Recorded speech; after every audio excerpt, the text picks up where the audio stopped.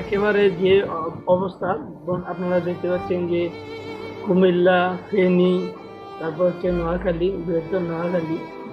তো এখানে বন্যার পরিস্থিতি এতটাই ভয়াবহ যে আসলে ঘরে বসে থাকার আর সময় নেই। তো আমরা আসলে সময় স্বল্পতার কারণে অনেকে যেতে পারছি না, আবার অনেকে ওখানে উপস্থিত হয়েছি।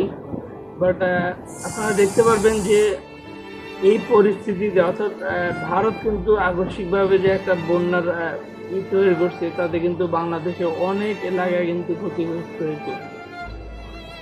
তো এই সময়টাতে আমরা যারা একেবারে মানে অলস সময় পার করছি, তারা কিছু না কিছু করি এই দুর্যোগের সময়, তাদের পাশে দাঁড়াই, যে যার মতো পারি সাহায্য করি। এবং যদি আমরা আমরা এর আগে যতগুলো বন্যা হয়েছে সেগুলোতে আমরা দেখেছি কাঁধে কাঁধ মিলে কিন্তু আমরা সবাই একত্রিত হয়েছিলাম এবং সবাই হেল্প করেছি। তো এবারও কিন্তু এর ব্যতিক্রম নয়। আমরা জানি 2022 সালে কিন্তু সিলেটে যেভাবে পাহাড়ি ঢল এবং বন্যার কারণে কিন্তু আমরা অনেক এলাকা ক্ষতিগ্রস্ত হয়েছিল। বাট সেখানে কিন্তু আমরা অনেক ধরনের সাহায্য সহযোগিতা করে আল্লাহর রহমতে সেই জায়গাগুলো এখন অনেক ভালো, এবং সেখানকার মানুষগুলোকে কিন্তু আমরা উদ্ধার করতে পেরেছিলাম।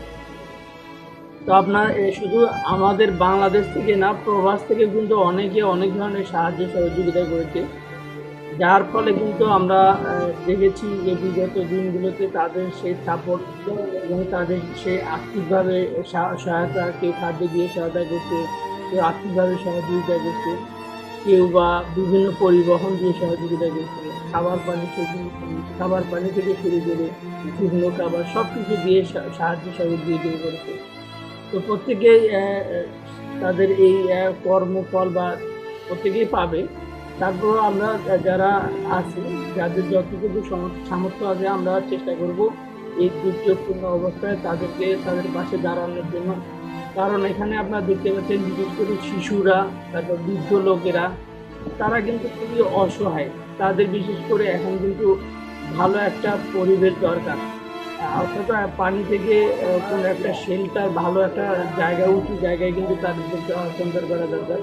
তো যাই হোক, এবং পাশাপাশি কিন্তু খাবার সহ বিভিন্ন ধরনের ওষুধপাতি এগুলো লাগবে।